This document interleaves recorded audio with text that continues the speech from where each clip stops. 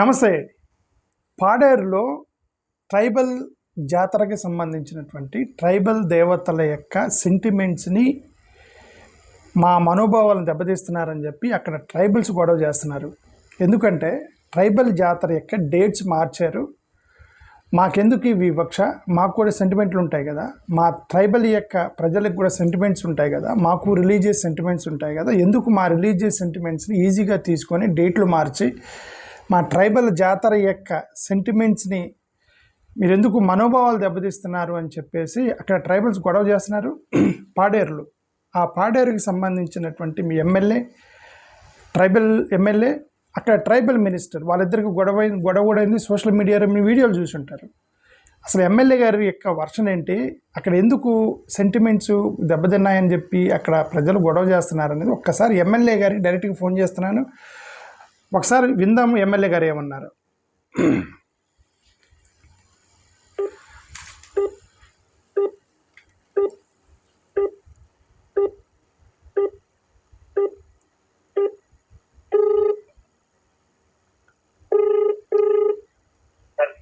నమస్కారం అండి. సార్ నమస్తే సార్. ఎమ్మెల్యే గారు, ఇది మీరు లైవ్లో మాట్లాడుతున్నారు.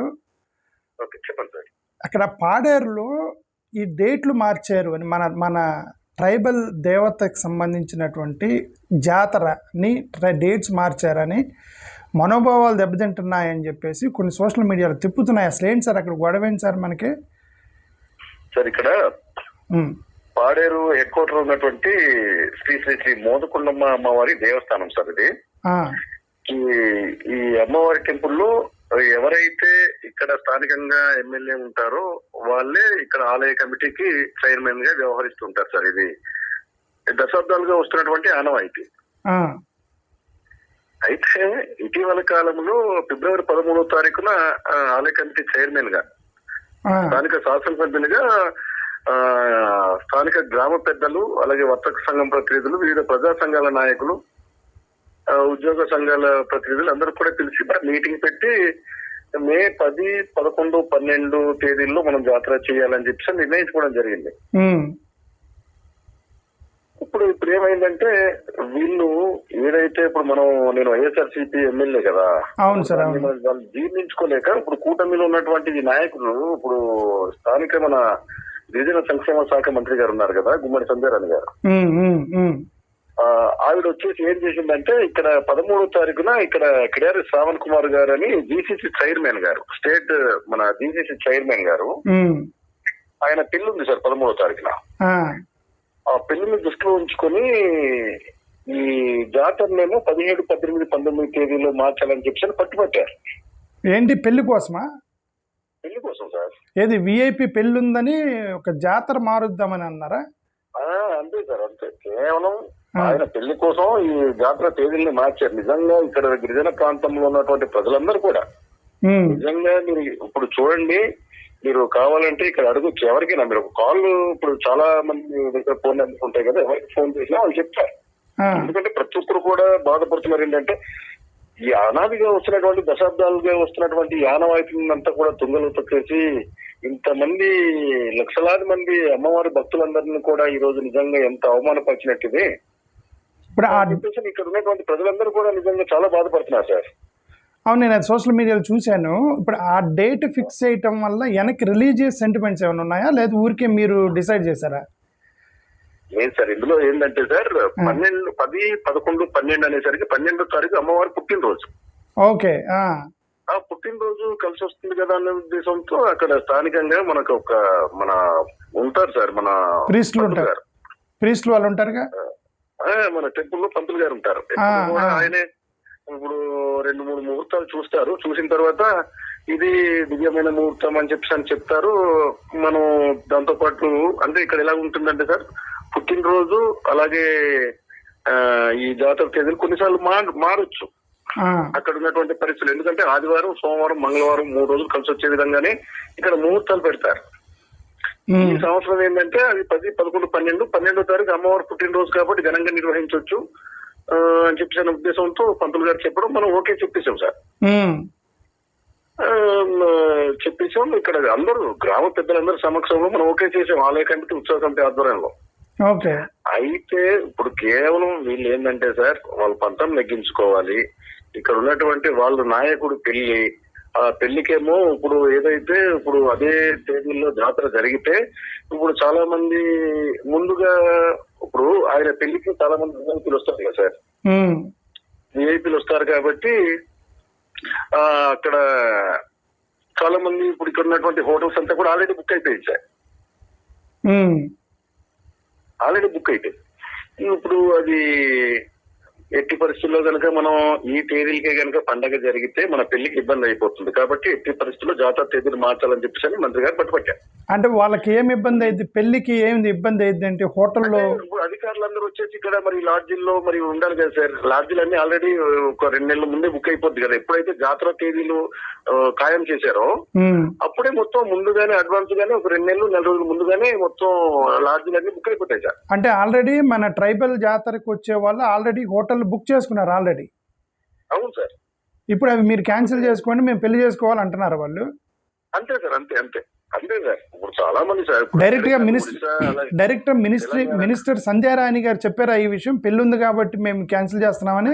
ఆ విషయం చెప్పలేదు సార్. ఇండైరెక్ట్ గా వాళ్ళు ఏమంటారంటే ఇప్పుడు తమిళనాడులో లేకపోతే ఇంకా వేరే రాష్ట్రాల్లో ఇతర రాష్ట్రాల్లో ఎలక్షన్ జరుగుతుంది, ఎలక్షన్ కారణంగా మేము పోలీస్ ప్రొటెక్షన్ ఇవ్వలేదా అని చెప్పేసి అని వాళ్ళ చేతులు ఎత్తడం జరిగింది. అయితే ఒక మాట సార్, ఇక్కడ జరుగుతుంది ఏంటంటే ఇప్పుడు ఇక్కడ అమ్మవారి జాతరకు సంబంధించి ప్రతి ఏటా కూడా 750 మంది పోలీసు వారు ఇక్కడ అవసరం. వాళ్ళంతా కూడా లోకల్ పోలీసులే ఉంటారు. ఎప్పుడు కూడా సిఆర్పిఎఫ్ వాళ్ళు కానీ సిఐఎస్ఎఫ్ వాళ్ళు కానీ ఎప్పుడు కూడా ఇక్కడ వాళ్ళని పెట్టే పరిస్థితులు ఉండదు. వీళ్ళు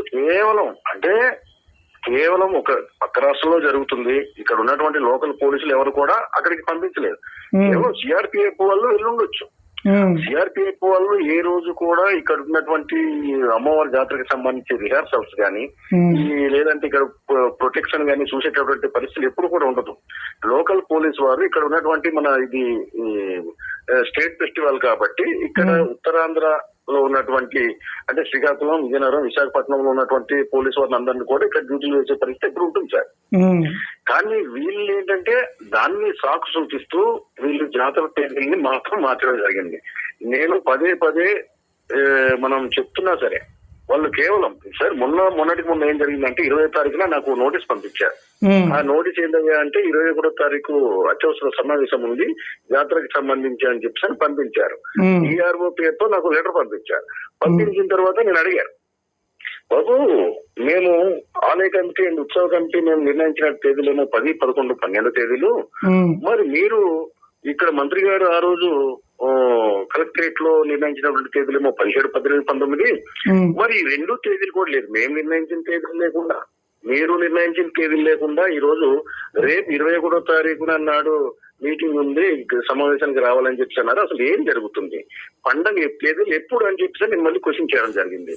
సరే సార్ మా ఉన్నతాధికారులు మరి ఏం చెప్తారు వినాలి కదా అని చెప్పి చెప్పారు. అంటే దానికి అర్థం ఏంటి సార్, అంటే వీళ్ళు కేవలం ఒక రకమైనటువంటి మేము అధికారంలో ఉన్నాం కాబట్టి మేము ఏం చెప్పినా చెల్లిపోద్ది, పెళ్లికైనా మార్చుకోవచ్చు, మేము పెళ్లికైనా మార్చుకుంటాం, నా పుట్టినరోజుకైనా మార్చుకుంటాం అనే పద్ధతిలో ఈరోజు ఈ కూటమి నాయకులు ఉన్నారు సార్.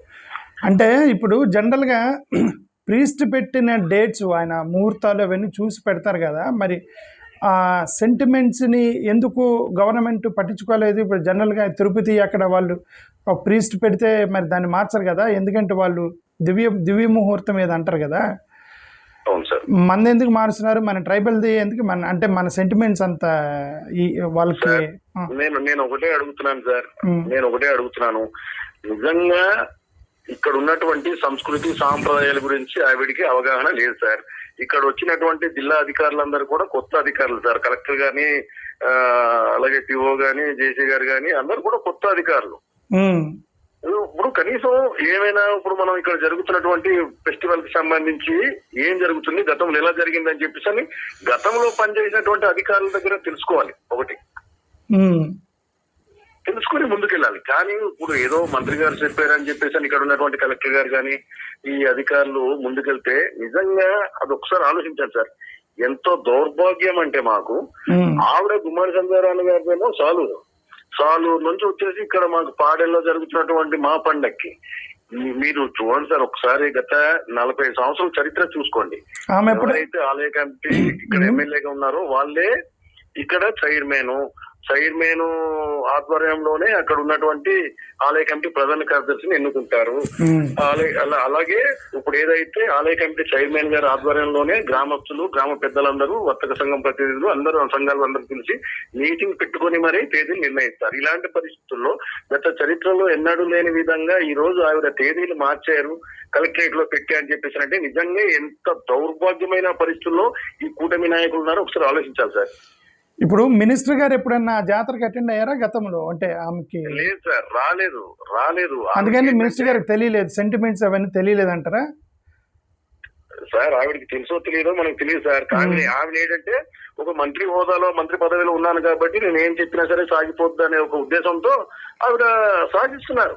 అంటే ఇప్పుడు నాకు డౌట్ వచ్చింది ఎమ్మెల్యే గారు, అది ఓన్లీ మినిస్టర్ గారి లెవెల్లో మిమ్మల్ని సెంటిమెంట్స్ని హట్ చేస్తున్నట్టుగా అనుకోవాలా, లేకపోతే పైనుంచి వాళ్ళకి ఆర్డర్ ఉందా? లైక్ చీఫ్ మినిస్టర్ స్థాయి నుంచి, లేదంటే పైన క్యాడర్ నుంచి కానీ, లేదంటే తెలుగుదేశం హెడ్ ఆఫీస్ అక్కడి నుంచే ఉందా ఆమెకి ఆర్డర్స్, లేదంటే ఆమె సొంతగా నిర్ణయం తీసుకున్నారని మీ ఉద్దేశం? అంటే మీరేమనుకుంటున్నారు? నాకు తెలిసి అయితే ఈ మంత్రి గారు ఆవిడ పంతం నెగ్గించుకోవాలి, ఎప్పుడు వచ్చినా సరే గట్టిగా అరుస్తారు, అర్థం లేని అరుపులు అరిచేసి వెళ్ళిపోతారు ఆవిడ. నేను క్లియర్ గా చెప్పాను సార్, ఆ రోజు కూడా కలెక్టరేట్ లో జరిగినటువంటి సమావేశంలో క్లియర్ గా చెప్పాను, ఎప్పుడు కూడా గత చరిత్రలో లేని విధంగా మీరు ఈ రోజు మాట్లాడుతున్నారు. మేము తేదీలు ఉత్సవ కమిటీ నిర్ణయిస్తుంది, మీరు తెలుసుకోండి, గతంలో జరిగినటువంటి కార్యక్రమాలు ఎలా జరిగింది మొత్తం తెలుసుకొని మీరు ముందుకు వెళ్ళండి. గతంలో చేసినటువంటి ఐఏఎస్ ఉన్నారు చాలా మంది, వాళ్ళ దగ్గర తెలుసుకోండి. ఎప్పుడు కూడా సార్ మనం ఆలయ తేదీలు మనం నిర్ణయించుకొని కార్యక్రమాలన్నీ మనం పెట్టుకుని, సాంస్కృతిక కార్యక్రమాలు కావచ్చు, ఈ డప్పులని, లేకపోతే విద్యుత్ దీపాలని చెప్పేసి అన్ని మనం సెలెక్ట్ చేసుకొని లాస్ట్ కి అన్ని సమకూర్చుకొని మనం కలెక్టర్ గారి దగ్గరికి వెళ్ళిపోయి మీరు మాకు పోలీస్ ప్రొటెక్షన్ అండ్ శానిటేషన్ ఈ రెండే ప్రభుత్వం నుంచి అందిస్తూ ఉంటారు. గతంలో ఇప్పుడు మేము ప్రతి పండక్కి ₹1 ఇస్తున్నాము, ₹2 ఇస్తున్నాము అని చెప్పి మొన్న మీటింగ్ లో మాట్లాడడం జరిగింది. ఏమండి 2023-24లో ఇవ్వలేదు, 25లో ఇవ్వలేదు.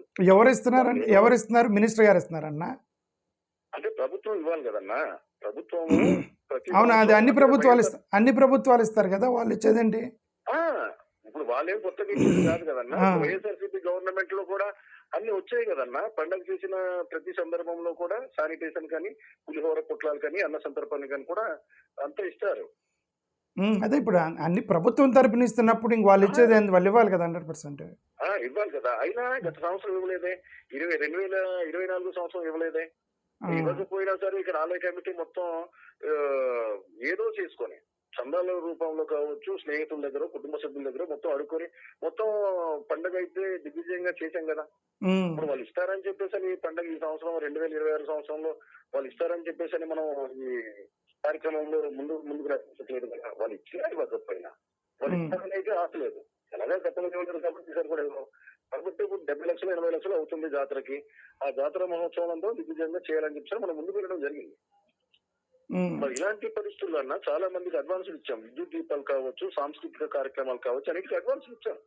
ఇలాంటి పరిస్థితులు అన్ని మనం చేసామన్న ఒక ఉద్దేశంతోనే వాళ్ళు కేవలం వైఎస్ఆర్ కాంగ్రెస్ పార్టీ ఆయన కాబట్టి ఇబ్బంది పెట్టాలని ఒకటైతే, ఇంకోటి వాళ్ళు పార్టీకి చెందిన నాయకుడు వివాహం ఉందని చెప్పేసి అని ఒకవైపు మొత్తం ఇవన్నీ. అవును, ఆ జాతరకి ఓన్లీ ఎమ్మెల్యే గారు అప్పుడు ఆ జాతర జరిగితే ఓన్లీ వైఎస్ఆర్సీపీ వాళ్ళు వస్తారా జాతరకి? అందరూ వస్తారు కన్నా. ఈరోజు కమిటీలో వైఎస్ఆర్సీపీ, బీజేపీ, జనసేన అన్ని పార్టీల వాళ్ళు ఉన్నారు ఆ కమిటీలో. మరి ఇప్పుడు మీరు ఎమ్మెల్యే కాబట్టి, వైఎస్ఆర్సీపీ ఎమ్మెల్యే కాబట్టి ఇబ్బంది పెట్టాలని అనుకుంటున్నారు అన్న. ఇప్పుడు అందులో మీరు చూడొచ్చు, మీరు కావాలంటే మీరు అక్కడ ఉన్నటువంటి అధికారులకు అడగొచ్చు.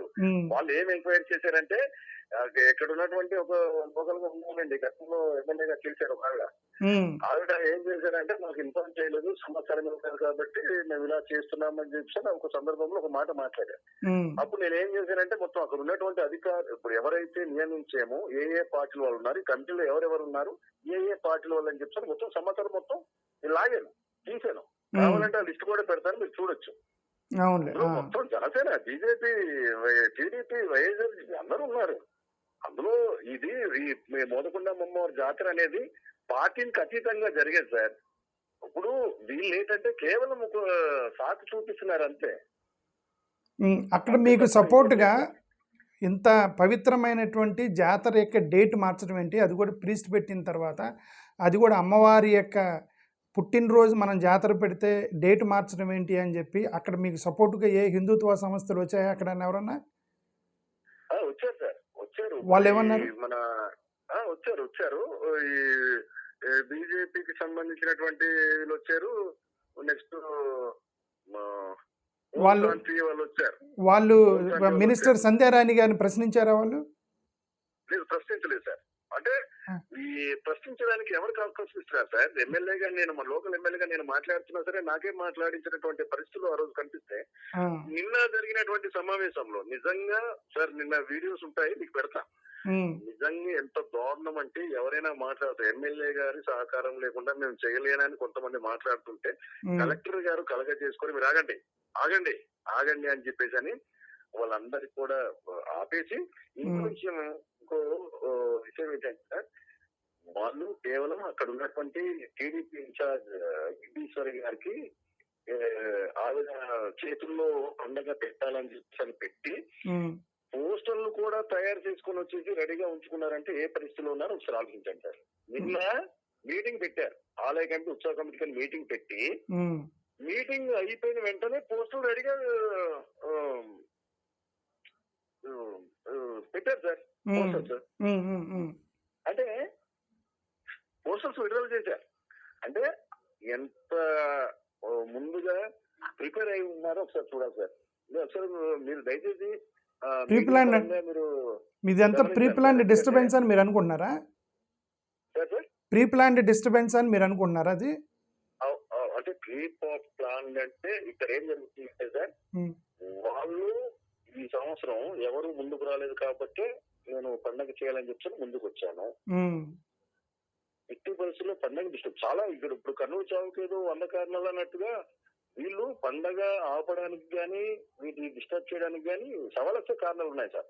అన్ని కారణాలంతా కూడా వీళ్ళు క్రియేట్ చేసేది. ఇందులో వీళ్ళు క్రియేట్ చేసిందే సార్. మొత్తం మీరు ఒకసారి పరిశీలిస్తే సార్, ఇక్కడ జరుగుతున్నటువంటి పరిస్థితులు నిజంగా ఏ ఒక్క సామాన్యుడికి కూడా, ఇక్కడ ఉన్నటువంటి వర్తకులు కానీ ఎవరికి నచ్చట్లేదు. ఇప్పుడు ఒకటి సార్, పండగ జరిగితే ఆలయ కమిటీ నుంచి అమ్మవారి పండగ జరిగితే 7 లక్షల నుంచి 10 లక్షల వరకు ఖర్చు అవుతుంది సార్. అమ్మవారి పండగ, అమ్మవారి పుట్టినరోజు చేయాలంటే. ఈ సంవత్సరం మనకేంటంటే అమ్మవారి పండగ, పుట్టినరోజు ఒకేసారి ఖర్చు వచ్చింది అంటే 10 లక్షలు మిగిలినట్టే కదా. అంతే. ఇలాంటి పరిస్థితుల్లో కూడా ఇప్పుడు వాళ్ళు సపోర్ట్ చేయకుండా మేము దేశంలో మారుస్తాం, పోలీసులు ఏమో సరే, ఇవన్నీ కూడా మనం బయట స్పెక్యులేషన్స్. మనం అంటే మనకున్న బాధ ఇది. అసలు మినిస్టర్ గారు అఫీషియల్ గా ఏం నిర్ణయం చెప్పారు అంటే, అఫీషియల్ గా ఏ కారణం చెప్తున్నారు ఇది మార్చడానికి? సార్, అఫీషియల్ గా అయితే పోలీసు వారు పోలీస్ ప్రొటెక్షన్ మేము చేయలేమని చెప్పి వాళ్ళు చెప్తున్నారు సార్. ఎంతమంది పోలీసులు కావాలి సార్ దానికి? సార్ 750 మంది పోలీసులు కావాలి సార్. ఆంధ్రప్రదేశ్ లో 750 మంది పోలీసులు దొరకలేదా మనకి? 500 మంది సరిపోతారు. 500 మంది. అవును, అక్కడ మీరు ఇప్పుడు అక్కడ వాలంటీర్ సిస్టమ్ అదంతా పెట్టవచ్చు కదా. అక్కడ వాలంటీర్స్ ఇప్పుడు మిమ్మల్ని అడిగితే మీరు మనం అది కూడా చెప్తాం, కానీ వాళ్ళు ఎలా బెదిరిస్తున్నారంటే, సరే మేము పోలీసులు 200 మంది పెడతాము, పొరపాటున ఏదైనా జరిగితే మీరు బాధ్యత వహిస్తారా, యాక్సిడెంట్ అయిపోయి ఎవరైనా చనిపోతే బాధ్యత వహిస్తారా అని చెప్పి. అంటే పోలీసులు ఉన్నప్పుడు ఏమైనా జరిగితే పోలీసులు బాధ్యత వహిస్తున్నారా? మనం వహించాలి కదా సార్. మరి వాళ్ళు అన్ని అడిగినప్పుడు మనం కూడా అడుగుతాం కదా. రోజు మన చింతపల్లిలో జాతర జరిగింది, ముక్కలమ్మ అమ్మవారి పండుగ. ఆ జాతర జరిగినప్పుడు మొత్తం యాక్సిడెంట్ లో 5-6 చనిపోయారు అని ఎస్పీ గారు బాధ్యత వహించాలి కదా. అదేలేండి.